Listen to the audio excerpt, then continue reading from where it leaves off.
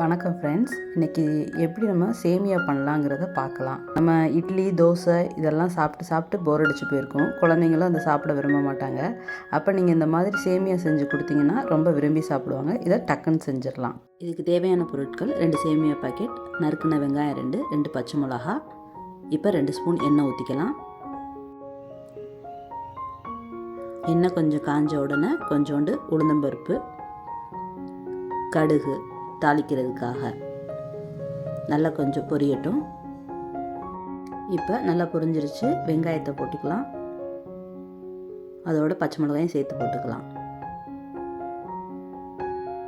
இப்போ நல்லா பொன்னிறமாக வர வரைக்கும் நல்லா கிண்டி விட்டுக்கலாம்.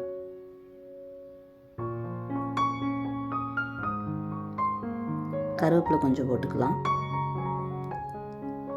நல்லா பொன்னிறமாக வரணும். அது வரையும் நல்லா வதக்கிட்டுக்கிட்டே இருக்கலாம். சேமியாவை பொறுத்தளவு அதுக்கு தேவை முக்கியமான அளவு தண்ணி தான். கரெக்டான அளவு நம்ம தண்ணி ஊற்றணும். இப்போ நம்ம 2 பாக்கெட் சேமியா போட போகிறோம். அதனால் நம்ம 4 டம்ளர் தண்ணி ஊற்றணும்.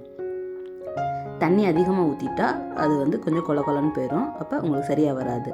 அப்போ கரெக்டான அளவு தண்ணி மட்டும் நம்ம ஊற்றிக்கணும்.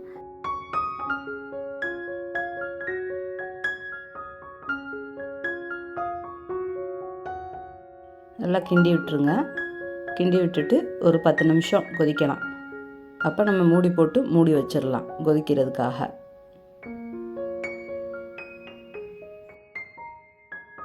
A few minutes later. நல்லா கொதிச்சிருச்சு. ஒரு தடவை நல்லா கிண்டி விட்டுக்கலாம்.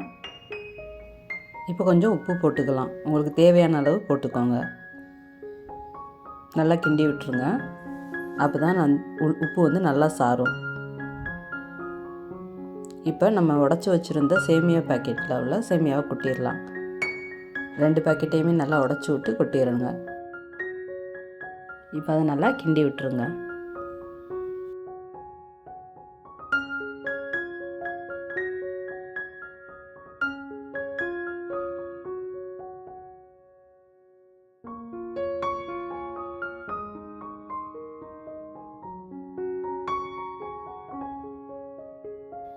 இப்போ நல்லா கொஞ்சம் கொதிக்கட்டும்.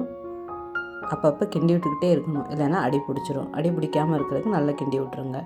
நம்ம கரெக்டான அளவு தண்ணி ஊற்றுறத பொறுத்து தான் நமக்கு எப்படி வருங்கிறது இருக்குது.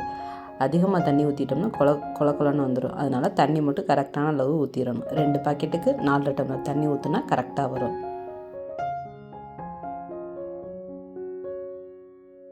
நல்லா கிண்டி விட்டுக்கிட்டே இருக்கணும். இது 10 நிமிஷத்தில் தயார் பண்ணிடலாம். குழந்தைங்களும் விரும்பி சாப்பிடுவாங்க.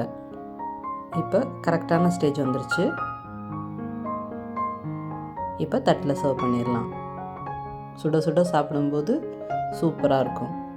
ரொம்ப சுவையான சேமியா சூப்பராக ரெடி ஆயிடுச்சு. தேங்க்யூ.